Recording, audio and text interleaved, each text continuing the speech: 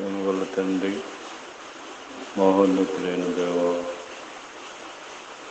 భూమి ఆకాశములకు సృష్టికర్తమైన యేసు ప్రభువా, ఈ యొక్క ఉదయకాల సమయంలో మా ప్రభు రక్షకులు మీ ప్రియకుమారుడైన యేసు ప్రభువారి పరిశుద్ధమైన నామములో ఆయన మరి ఉదయకాలం మిమ్మల్ని స్తుతించి పూజించడానికి మా ఆయుష్ని మా దినాలు పొడిగించి ఇచ్చిన మరొక దినాన్ని బట్టి స్తోత్రాలు.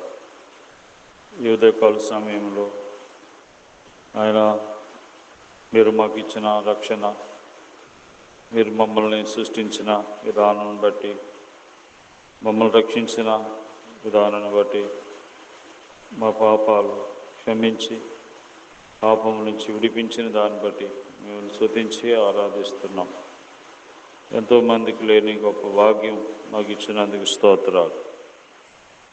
ఈ ఉదయకాలం మా అనుదిన జీవాహారమైన నీ వాక్యం మాకు ప్రసాదించమని, ఎవరే సమస్యలు, ఇబ్బందులు, వ్యాధులు, బాధలతో ఉన్నారో వారందరినీ కూడా కనికరించమని యేసు ప్రభు నామములో ప్రార్థిస్తున్నాం తండ్రి, ఆమేన్. తెరువు నీ హృదయ ద్వారంబు నేడే, ప్రభు యేసునందే రక్షణ కలదు. నిర్లక్ష్యముగా జీవించనేలా, నిర్లక్ష్యముగా జీవించనేలా, వేచియున్నది తీర్పు ని కొరకై, పరమునకే గోట కాయత్తపడుము. తెరువు నీ హృదయంబును, జన్మంబుతోనే పాపివి నీవు, నీతిమంతుడే లేడు. జన్మంబుతోనే పాపివి నీవు, నీతిమంతుడే లేడు. కామ, క్రోధ, లోభ, మోహ పాపపుడగులివియే. కామ, క్రోధ, లోభ, మోహ పాపపుడగులివియే. తెరువు నీ హృదయ ద్వారంబు నేడే, ప్రభు యేసునందే రక్షణ కలదు. నిర్లక్ష్యముగా జీవించనేలా, నిర్లక్ష్యముగా జీవించనేలా, వేచియున్నది తీర్పు ని కొరకై, పరమునకాయత్తపడు. పరమునకే గోట కాయత్తపడుము. తెరువు నీ హృదయంబును, ధర్మ కర్మాల వస్త్రంబు నీవు కప్పుకొన్నదాగవు. ధర్మ కర్మాల వస్త్రంబు నీవు కప్పుకొన్నదాగవు.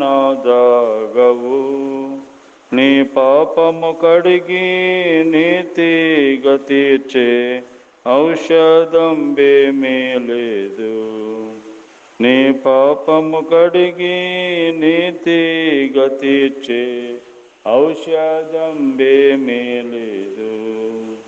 తెరువు నీ హృదయ ద్వారంబు నేడే, ప్రభు యేసునందే రక్షణ కలదు.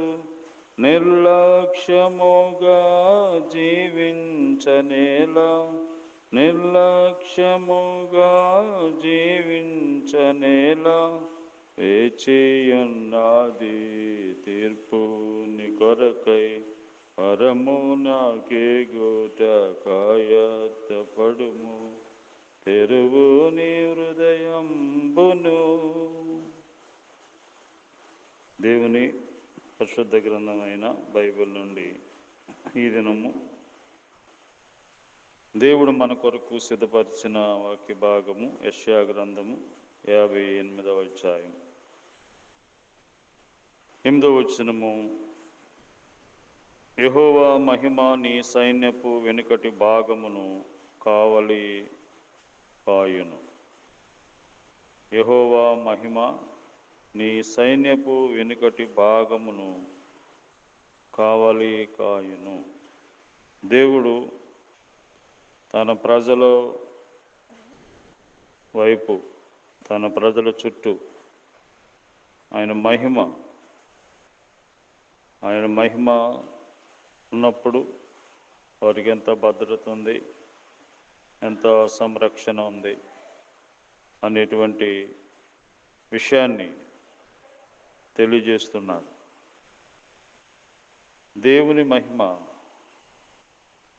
మన చుట్టూ ఉన్నప్పుడు మనకి ఏం జరుగుతుంది? పాపమును బట్టి దేవుని మహిమను కోల్పోయిన మానవునికి దేవుడు తిరిగి తన మహిమనివ్వటానికి ఈ లోకానికి యేసు ప్రభువారు శరీరధారిగా వచ్చారు.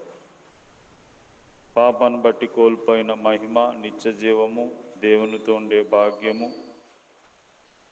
మరి ఇవన్నీ కూడా ఇవ్వటానికే దేవుడు ఈ లోకానికి వచ్చారు. ఎఫెసీ రాసిన పత్రికలో దేవుని యొక్క మహిమ మనతో ఉన్నప్పుడు జరిగేటువంటి కార్యములు ఏమిటి అని మనం ఆలోచన చేస్తే, ఎఫెసీ పత్రిక 1వ అధ్యాయము 19వ వచనములో ఈ విధంగా రాయబడి ఉంది.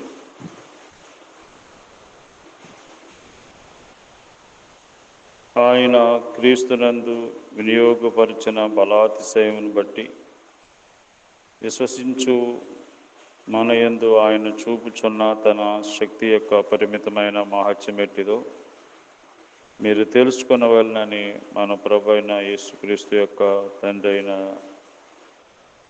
మహిమా స్వరూపికి తండ్రి, మన ప్రభు అయిన యేసుక్రీస్తు యొక్క దేవుడైన మహిమా స్వరూపికి తండ్రి తన్ను తెలుసుకుంటేందు మీకు జ్ఞానమును, రక్షిస్తగల మనస్సును అనుగ్రహించినట్లు నా ప్రార్థనల యందు మిమ్మల్ని గురించి విజ్ఞాపన చేయుచున్నాను.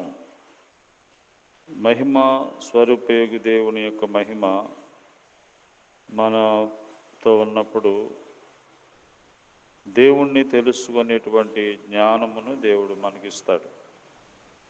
ఒకప్పుడైతే అజ్ఞానులుగా జీవించాం, జ్ఞానము లేకయే నశించిపోతూ వచ్చాం. ఇప్పుడు దేవుడు మనకి జ్ఞానం కలిగించాడు. దేవుని గురించిన జ్ఞానం, వ్యర్థమైన వాటిని విడిచిపెట్టి జీవం గల దేవుణ్ణి సేవించే భాగ్యం ఇచ్చినాడు. దేవుని గురించిన జ్ఞానము చాలామందికి లేదు ఈ లోకంలో. అయితే మనకైతే దేవుడు తన గురించిన జ్ఞానం దేవుడు మనకిచ్చాడు. ఈ లోకంలో ఎంతో గొప్ప జ్ఞానవంతులు అనుకునేవారికి కూడా దేవుని గురించిన జ్ఞానం లేకనే నశించిపోతున్నారు. కాబట్టి ఈ లోకంలో గొప్ప ధన్యత ఏంటంటే జీవం గల సృష్టికర్త అయిన దేవుని గురించిన జ్ఞానము కలిగి ఉండటం. రెండవది ప్రత్యక్షత గల మనస్సు. దేవుని యొక్క ప్రత్యక్షత దేవుడు మనకి అనుగ్రహిస్తూ వచ్చాడు. అద్వితీయ సత్యదేవుడు నిన్నును నువ్వు పంపిన యేసుక్రీస్తుని ఎరుగుటే నిత్యజీవం అని దేవుని వాక్యం చెబుతుంది. కాబట్టి యేసు ప్రభువారి గురించినటువంటి ప్రత్యక్షత గల మనస్సును దేవుడు మనకి ఇస్తాడు. మహిమ స్వరూపైనటువంటి దేవుడు మన మధ్య ఉన్నప్పుడు, మనతో ఉన్నప్పుడు ఈ ప్రత్యక్షత మనకి కలుగుతూ ఉంది. తర్వాత మహిమ కలిగిన మహిమాస్వరూపైనటువంటి దేవుణ్ణి మనం తెలుసుకోవాలి. లేదంటే ఆయన మహిమ మనతో ఉన్నప్పుడు జరిగేటువంటి రెండు విషయం ఏంటంటే, పేతురు రాసిన మొదటి పత్రిక 4:14 క్రీస్తు నామము నిమిత్తము మీరు నిందల పాలైన యెడల మహిమా స్వరూపైన ఆత్మ అనగా దేవుని ఆత్మ మీ మీద నిలుచున్నాడు గనుక మీరు ధన్యులు. కాబట్టి మూడవది ఏంటంటే ధన్యత.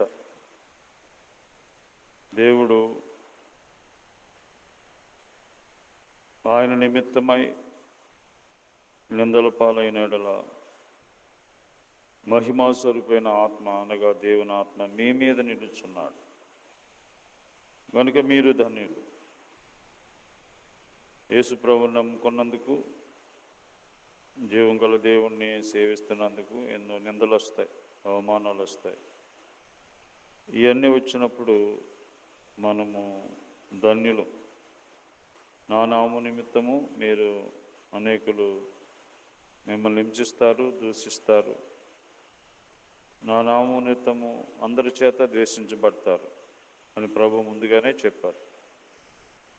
కాబట్టి మీరు నా నిమిత్తము నిందల పాలైన యెడల మహిమా స్వరూపైన ఆత్మ మీ మీద నిలుస్తున్నాడు కనుక మీరు ధన్యులు. కాబట్టి దేవుని యొక్క మహిమ మన దగ్గర ఉన్నప్పుడు మరి మొదటిగా జ్ఞానం, దేవుని గురించి జ్ఞానము, రెండవదిగా దేవుని గురించి ప్రత్యక్షత, మూడవదిగా ధన్యత. దేవుని గురించి ఆయన నామము నిమిత్తమై నిందలు పట్టడానికి గొప్ప ధన్యత దేవుడు మనకి అనుగ్రహిస్తూ ఉంటాడు. కాబట్టి యెహోవా మహిమ నీ సైన్యపు వెనుకటి భాగమును కావలి కాయును. కాబట్టి మహిమ గల దేవుడు మనతో ఉండి మనల్ని నడిపించునుగాక.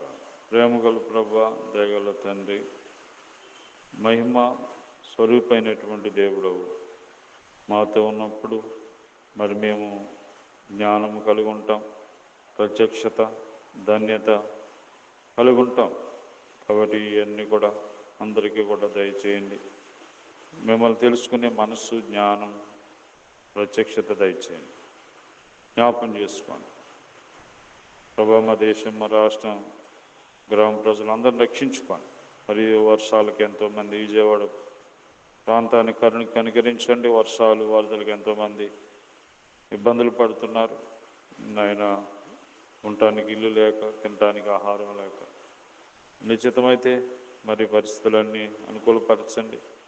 నువ్వే బాగు చేసే దేవుడు, నువ్వే సృష్టికర్తవు కనుక మరి వర్షాల వలన ఇబ్బంది పడుతున్న వారందరినీ కనికరించి, నిశ్చితమైతే మరి వర్షాలు తగ్గించి అందరికీ కూడా క్షేమం దయచేయండి. జ్ఞాపం చేసుకోండి. రోగులను స్వస్థపరచండి. హాస్పిటల్లో ఉన్న వారిని జ్ఞాపం చేసుకోండి. ఆయన మరి దూరదేశంలో ఉన్నవారిని, చదువుకుంటున్న వారిని, హాస్టల్లో ఉన్న వారిని అందరినీ కూడా కనికరించమని, ఈరోజు అంతా తోడుగా ఉండమని యేసు ప్రభు నామములో ప్రార్థిస్తున్నాం తండ్రి. ఆమేన్. తండ్రి అయిన దేవుని ప్రేమ, ప్రభువైన యేసుక్రీస్తు వారి కృప, పరిశుద్ధాత్మ సహవాసము ఈరోజంతా మనకు తోడేయండి, కాపాడును గాక. ఆమేన్.